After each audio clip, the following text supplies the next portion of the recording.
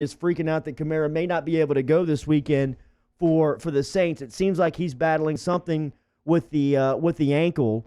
Working so closely as you do with him, tell me about how he recovers.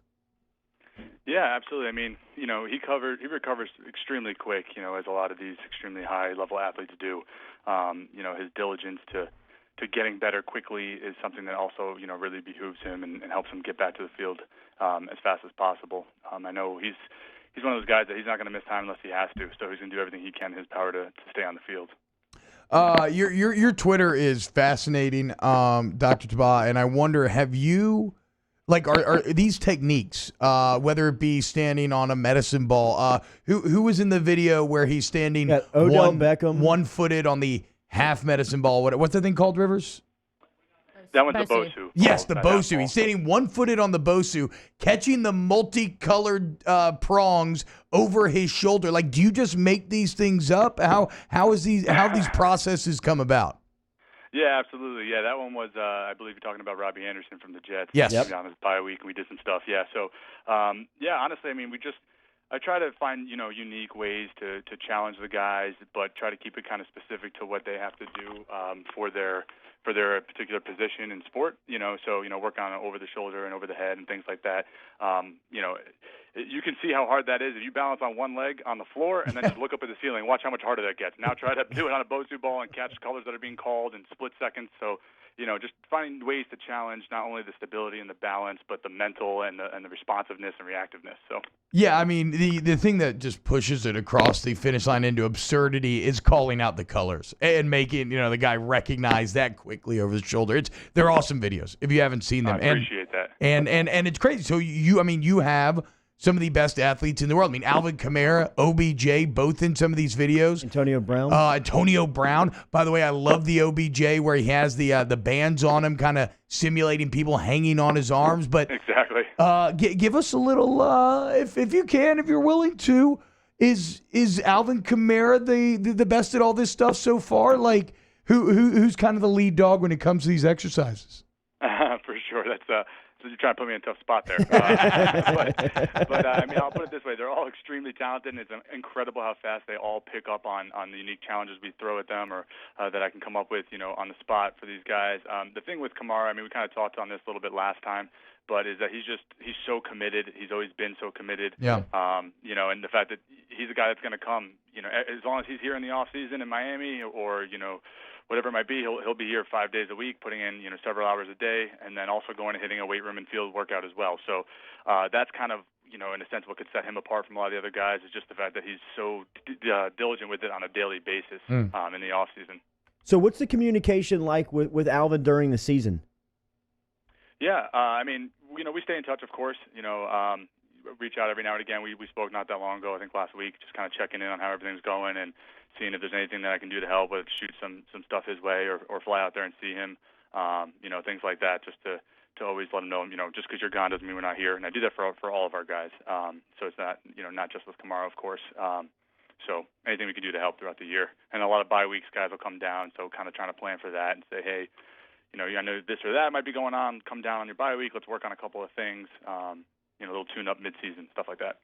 Now, and you kind of touched on this earlier when I was asking you if you developed these techniques, but they are techniques, Doctor, that seem it seems like a very limited few people can do these things, right? So, I guess, how do you then come up with something can you do them yourself? Do you have somebody that's athletic enough to kind of workshop this type of stuff with you? What's the process from having an idea to then implementing that idea?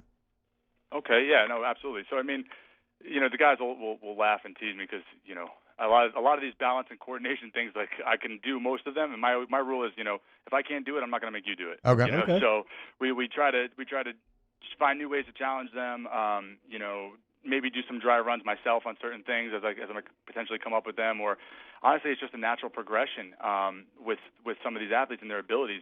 For example, with Kamara, as we started on a half a Bosu, on one leg. That was a huge challenge, just doing a little bit of balance and step-ups and lunges, and then we added medicine ball slams and different direction passes, and then we started to add some footwork on there, and then we started kneeling on a round ball, and then we started standing on it. It's just like a natural progression of like, okay, how do we make this harder? What's the next step? But at the same time, obviously, of course, being safe, but that's the biggest thing people don't necessarily see is those stepping stones. It's not as exciting watching him do it on the ground. Yeah. Right. So that might not be the video, but that all happened over the years before we worked our way up to something so incredible as standing on a ball with strobe glasses on, Yeah, and it's and it seems to be paying dividends because when you watch Alvin Kamara run, he is so smooth. I always think of it like a Hollywood Steadicam where his lower body's doing all these things, but the upper body stays on the same plane. It just kind of cruises along. Does he have like the best kind of natural balance that you've ever seen out of an athlete? Yeah, I mean, he's definitely up there. I mean, his balance is incredible. It's definitely something we've improved upon over the years, but his ability to improve so quickly is part of what makes him amazing. I mean, I would say it's great to see how this translates on the field. I always knew it, in theory, and it's great to see it in action, and to have his blessing and belief and buy-in. He always tells me if I didn't think it worked, I wouldn't be here doing it.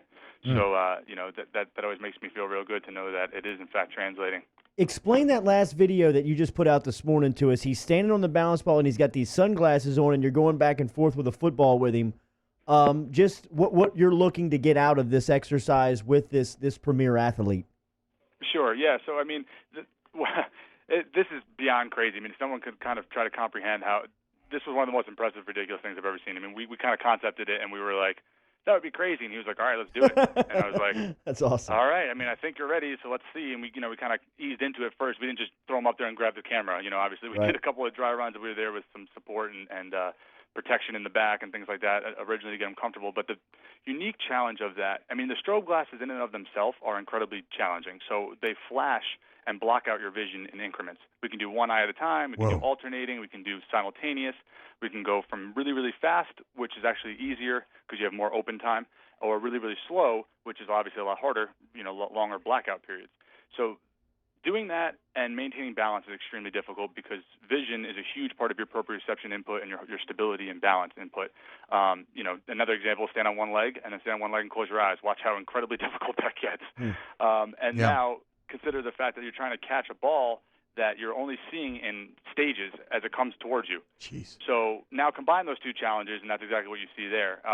So just it improves his hand-eye coordination, it improves his dynamic stability, his ability to feel where he is in space. That's kind of what we call proprioception, his ability to feel, okay, I'm sliding this way, let me correct myself. I mean, at the end of the video, you see me kind of leap out because I thought he was going down. And I tried to, God! And he's so incredible, he kind of knew how to correct himself, and he was fine. And he just stepped off the ball like it was nothing. And it never looks awkward. No. He never looks awkward. No, it looks like he's just standing. Incredible. Yeah, I think that's a great point, Doctor. For anybody who's wondering just how tough this stuff is, stand up right now. If you're at your desk, stand on one leg and close your eyes. Like, as soon as you take vision away, it becomes nearly impossible to balance, at least for us mortals.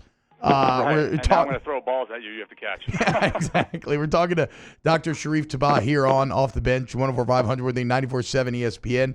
I think we've asked you about this in the past, but I don't think a refresher is bad.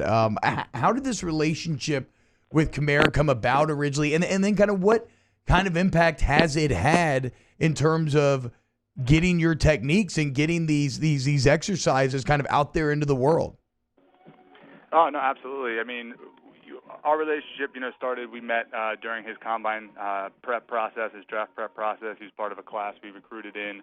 I was partnered with some other people at the time that, we kind of brought him in together and just was able to develop the relationship. I mean, I kind of was drawn to him very early on just because he was very driven and just dedicated to the process. He didn't goof around. He came in with his head down, just kind of wanted to get things done, and I just knew he was going to be somebody special. And honestly, it's just kind of been a natural progression of our exercises and just the process that we do with people to take him through new ways to challenge him, and it just kind of morphed into what it's become, largely because of his ability to stay dedicated and his ability to overcome new challenges that I throw at him. Dr. Reef, your book of clients speak for themselves. You can see all of their work, whether it's Antonio Brown, Odell Beckham Jr., or, of course, Alvin Kamara working out on his Twitter. account on his IG page. The handle is at Dr._Reef. We always enjoy the conversation, man. We appreciate you stopping by this morning. Thank you so much for having me again, guys. It's always wonderful to talk to you. Yeah, Absolutely. Doc, by the way, little Rihanna, we found love at a hopeless place, 9:30 in the morning. That's very Miami. Very Miami. It's setting the coming mood. from the studio next door for what it's worth. Wow. That's even They better. are banging it. That's even better.